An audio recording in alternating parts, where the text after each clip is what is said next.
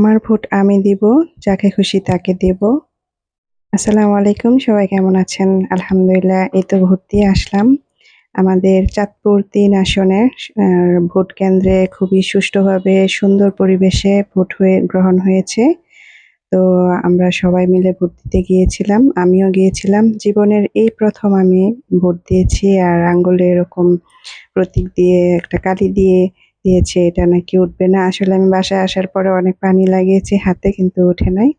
তো আলহামদুলিল্লাহ, দোয়া করছি যেন দেশটা একটা ভালো, সৎ এবং যোগ্য নেতার কাছে যায়। আগের সবকিছু যেন দুর্নীতি সবকিছু যেন মুছে যায়। ভালো আর সুন্দর হয়ে যেন এই দেশটা গড়ে ওঠে। সেই জন্যই আমি প্রত্যাশা করছি। আর আমার কাছে খুবই খুশি লাগছে। তো আপনারা কে ভোট দিয়ে এসেছেন কমেন্টে জানাবেন। আর আপনাদের এলাকায় কোনো সমস্যা হয়েছে কিনা সেটাও কমেন্টে জানাবেন। সুষ্ঠুভাবে সুন্দরভাবে ভোট দিয়েছেন কিনা।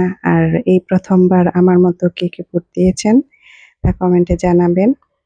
আসলে আমি ভাষায় প্রকাশ করতে পারবো না। আমার কাছে এতটাই আনন্দ লাগছে আর খুবই প্রফুল্ল লাগছে যে আমি ভোট দিতে পেরেছি। আমি একজন বাংলাদেশের নাগরিক হিসেবে আমার এই অধিকার, ভোট আমার অধিকার, আমি সেটা করতে পেরেছি। তো এই তো, আপনারা যারা ভোট দিয়েছেন আমার কমেন্টে জানাবেন। আর অনেক জায়গায় অনেক সমস্যা হয়েছে, আমি YouTube এ দেখছি বা খবরে প্রচার করছে। তো আলহামদুলিল্লাহ, আমাদের এখানে কোনো প্রকার কোনো সমস্যা হয়নি। সবাই সুন্দরভাবে হাসিখুশিভাবে ভোট দিয়েছে। ভোট কেন্দ্রের ভিতরে ঢোকার পর আমার কাছে খুবই ভালো লেগেছিল। কারণ যারা পুলিং এজেন্টে ছিল তারা খুবই আন্তরিক ছিল। আমাকে সবকিছু ডিটেইলস দেখিয়ে দিয়েছে।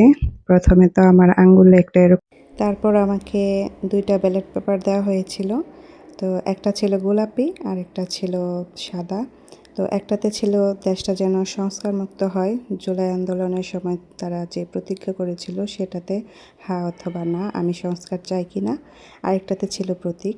তো আমাকে ওনারা একদম সুন্দরভাবে কিভাবে ভাঁজ করতে হয় সেটাও আমাকে দেখিয়ে দিয়েছে আর শিখিয়ে দিয়েছে। তো আমি আমার গোপন কক্ষে গিয়ে আমার যে প্রতীক আমি সেটাই দিয়েছি। আর সংস্কার অবশ্যই আমি চাই। হাতে আমি সিল দিয়েছি। আর তাদের নিয়ম অনুসারে আমি সুন্দরভাবে ব্যালট পেপারটাকে ভাঁজ করে আমি ব্যালট বাক্সে রেখেছি।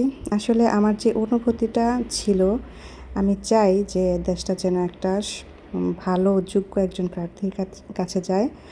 আর যেভাবে তারা সংস্কার করবে সেরকম যেন দেশটাকে পরিবর্তন করে, আমিও সংস্কার চাই।